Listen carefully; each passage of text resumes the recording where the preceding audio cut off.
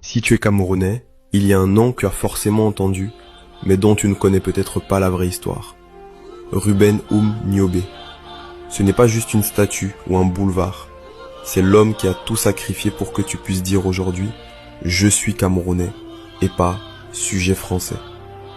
On l'appelle le Mpodol, ce qui veut dire en bassa, celui qui porte la parole des autres. Pour comprendre le bonhomme, il faut revenir en 1913, à Songmpek. Ruben est un pont entre deux mondes. Son père est un grand prêtre traditionnel, mais lui va à l'école des Blancs. Il est brillant, très brillant. Il devient greffier. Dans les années 40, c'est l'élite. Il aurait pu s'asseoir, manger l'argent de l'administration coloniale et vivre tranquille. Mais il avait quelque chose que les autres n'avaient pas, l'intégrité. En 1948, il crée l'UPC, le parti du crabe.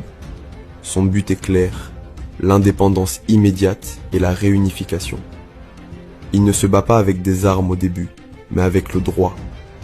Il va jusqu'à l'ONU, à New York, pour tenir tête à la France. Imagine la scène, un Camerounais qui explique le droit international aux diplomates français.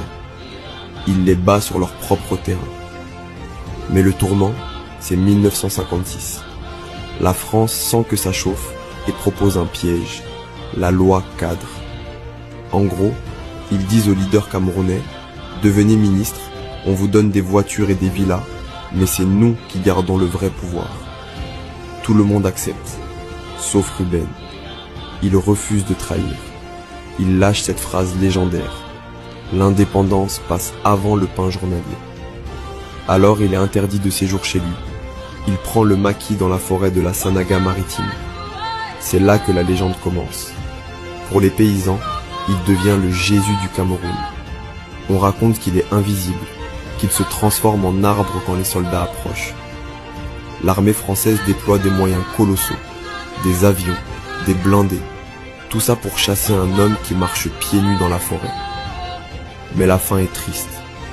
Le 13 septembre 1958, près de son village à Boum-Niébel, il est trahi.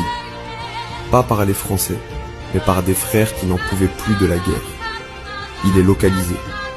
On dit qu'il ne s'est pas enfui. Il a attendu la mort avec calme, comme un sacrifice nécessaire. Il est abattu froidement par une patrouille. Ce qui suit est horrible. L'administration coloniale veut tuer le mythe. Il traîne son corps dans la boue jusqu'à Esseka. Il le défigure et l'expose sur la place publique. Le message est clair. Regardez, votre Dieu est mort, c'est juste de la viande. Il l'enterre ensuite dans un bloc de béton massif, sans cercueil, pour emprisonner son esprit à jamais. Pendant 30 ans, il était interdit de prononcer son nom au Cameroun. C'était un crime. Mais le béton n'a pas suffi. Aujourd'hui, Ruben Niobé est revenu. Il est le spectre qui hante notre conscience.